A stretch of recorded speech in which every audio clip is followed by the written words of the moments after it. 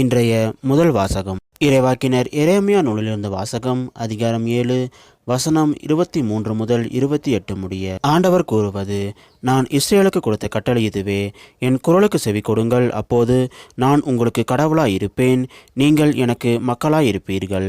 நான் கட்டளையிட்ட நெறிகள் அனைத்தையும் கடைபிடியுங்கள், அது உங்களுக்கு நலன் பயக்கும். அவர்களோ செவிசாய்க்கவும் இல்லை, கவனிக்கவும் இல்லை.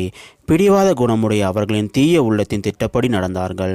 முன்னோக்கி செல்வதற்கு பதில் பின்னோக்கி சென்றார்கள். உங்கள் மூதாதையர் எகிப்து நாட்டிலிருந்து வெளியேறிய நாளிலிருந்து இன்று வரை ஒவ்வொரு நாளும் தொடர்ந்து என் ஊழியர்களாகிய இறைவாக்கினர்களை உங்களிடம் அனுப்பியுள்ளேன். அவர்களோ எனக்கு செவிசாய்க்கவில்லை, கவனிக்கவில்லை. முரட்டு பிடிவாதம் கொண்ட தங்கள் மூதாதையரை விட அதிக தீச்செயல் செய்தனர். நீ அவர்களிடம் இச்செயல்களை எல்லாம் கூறுவாய், அவர்களோ உனக்கு செவிசாய்க்க மாட்டார்கள். நீ அவர்களை அழைப்பாய், அவர்களோ உனக்கு பதில் தர மாட்டார்கள். தங்களின் கடவுளாகிய ஆண்டவரின் குரலை கேளாத, அவர் தண்டித்தும் திருந்தாத இனம் இதுவே என அவர்களிடம் சொல். உண்மை அழிந்து போயிற்று, அது அவர்கள் வாயிலிருந்து அகன்று போயிற்று. இது ஆண்டவர் வழங்கும் அருள்வாக்கு. இறைவா, உமக்கு நன்றி. இன்றைய நற்செய்தி புனித லூக்கா எழுதிய நற்செய்தியிலிருந்து வாசகம். அதிகாரம் 11 வசனம் 14 முதல் 23 முடிய. ஒரு நாள் இயேசு பேச்சிழந்த ஒருவரிடமிருந்து பேயை ஓட்டினார். பேய் வெளியேறவே பேச்சற்ற அவர் பேசினார்.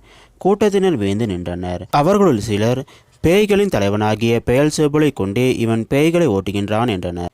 வேறு சிலர் அவரை சோதிக்கும் நோக்குடன் வானத்திலிருந்து ஏதேனும் ஒரு அடையாளம் காட்டுமாறு அவரிடம் கேட்டனர். இயேசு அவர்களுடைய சிந்தனைகளை அறிந்து அவர்களிடம் கூறியது: தனக்கு எதிராக தானே பிளவுபடும் எந்த அரசும் பாழாய் போகும், அவ்வாறே பிளவுபடும் வீடும் விழுந்துவிடும். சாத்தானும் தனக்குத்தானே பிளவுபட்டு போனால் அவனது அரசு எப்படி நிலைத்து நிற்கும்?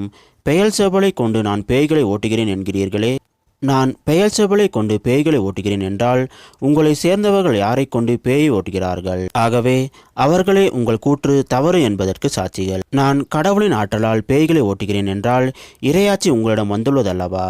வலியவர் ஆயுதம் தாங்கி தம் அரண்மனையை காக்கிற போது அவருடைய உடைமைகள் பாதுகாப்பாக இருக்கும். அவரை விட மிகுந்த வலிமையுடையவர் ஒருவர் வந்து அவரை வென்றால் அவர் நம்பியிருந்த எல்லா படைக்கலன்களையும் பறித்து கொண்டு கொள்ளை பொருளையும் பங்கிடுவார்.